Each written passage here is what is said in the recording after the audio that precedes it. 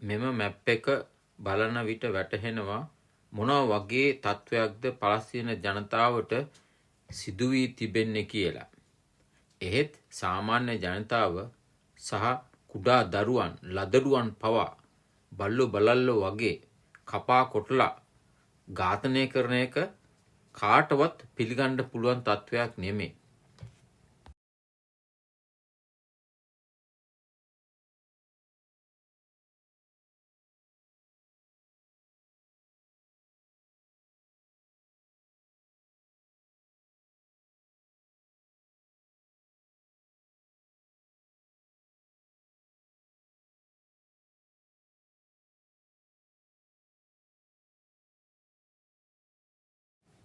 ජනතාවගේ තිබෙන තරහ, කෝපය, වෛරය මොන තරම්ද කියලා මේකෙන් වැටහෙනවා.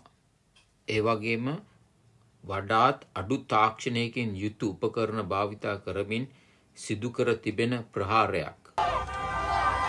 Today, Hamas supporters celebrated the attacks as Commander Mohammed Deif urged Palestinians everywhere to fight. This day is the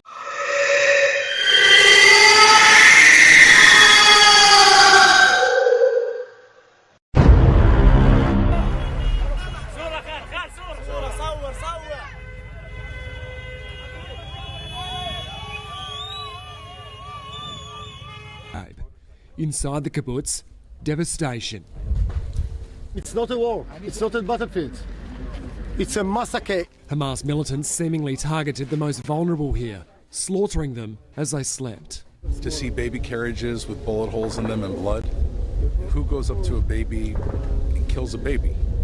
These are the faces of some of the missing. Grandparents, mothers, fathers, young men, women and children all have family in pain.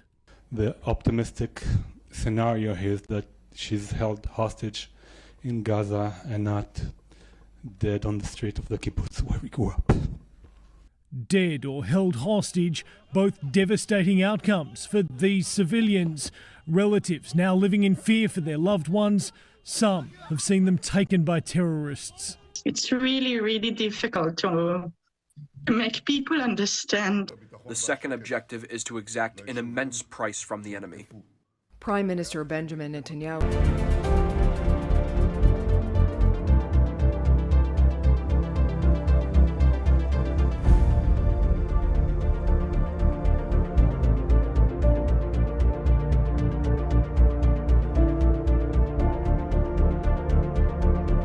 Israel is at war.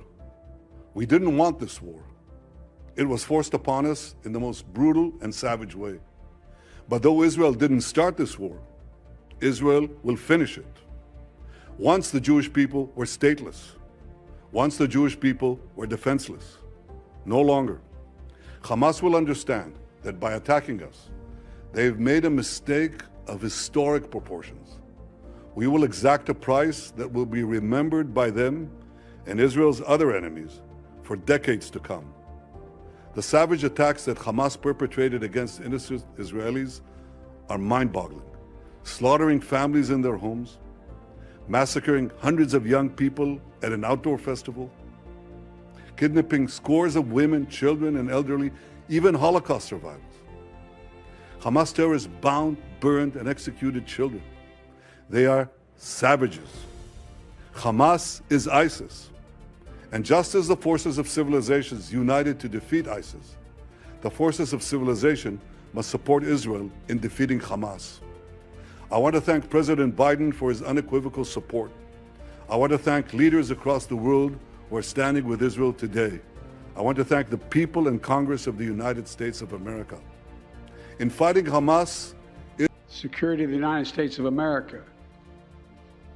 We now know that American citizens are among those being held by Hamas.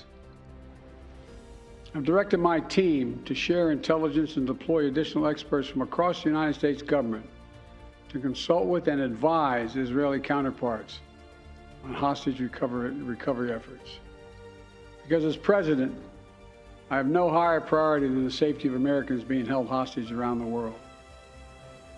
The United States has also enhanced our military force posture in the region to strengthen our deterrence. What we reject is terrorism. We condemn the indiscriminate evil, just as we've always done. That's what America stands for. And ready to move in additional assets as needed. Let me say again, to any country, any organization, anyone thinking of taking advantage of this situation, I have one word: don't. Don't.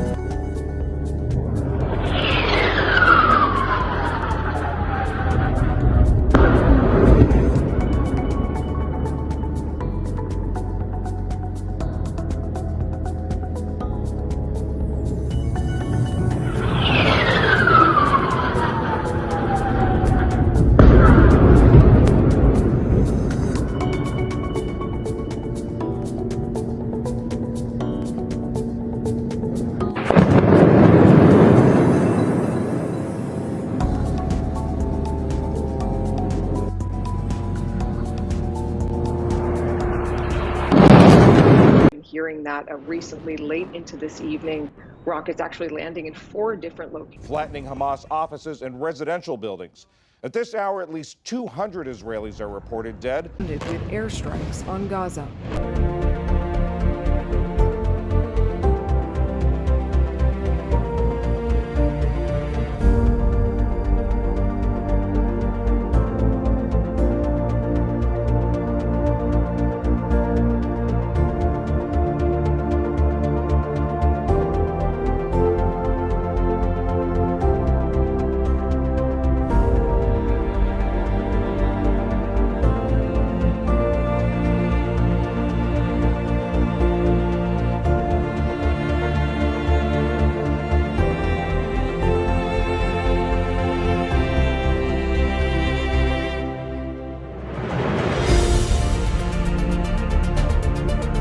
Officials on both sides say Israeli soldiers and civilians are now captives in Gaza. Israel responded with airstrikes on Gaza cities, flattening Hamas offices and residential buildings. At this hour, at least 200 Israelis are reported dead and 1,100 wounded. Palestinian officials say at least 198 Palestinians are dead and 1,600 wounded. Shelter. Of course, we are in fear. We are afraid of what they'll do. They might wipe us off the face of the earth. The attacks came one day after.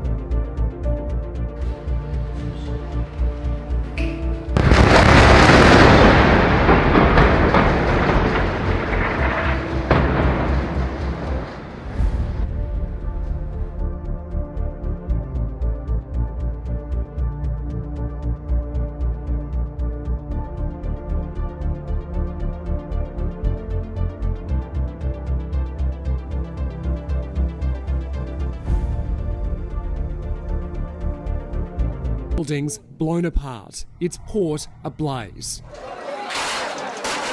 One assault destroyed part of a refugee camp. This man rescued from the rubble. Aid groups are pleading for a humanitarian corridor. We hope that soon we will be in a position to... Hamas filled the sky. At around 6 in the morning, a rocket fell here near the house. Everything got burnt. The house was destroyed. We live in a reality that's not real. Israelis sheltered in place as dozens of Hamas gunmen. Opposition leader Yair Lapid announced an offer to form an emergency unity government with Benjamin Netanyahu. Lapid saying that the prime minister knows that with the current extreme and dysfunctional government, he says he cannot manage a war. Now, Netanyahu has indicated he is open to an emergency unity government, but not without those far-right ministers, and that is likely a no-go. John? Nurit, I know you told us that you're still hearing sirens, you're still hearing explosions. You're in Tel Aviv.